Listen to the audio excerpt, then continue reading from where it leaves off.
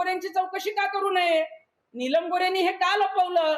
एवढं मोठं प्रकरण बाहेर आल्यानंतर तुम्ही जाहीरपणे तर बोललाच नाहीत, परंतु तुम्ही खरातकडे जात होता.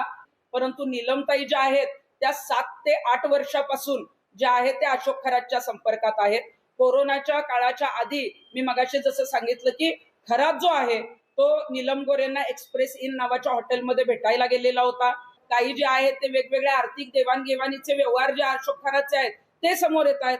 मग याच्याशी नीलम गोरेंचा काही संबंध आहे का, याची चौकशी आता एसआयटीने करणं गरजेचं आहे.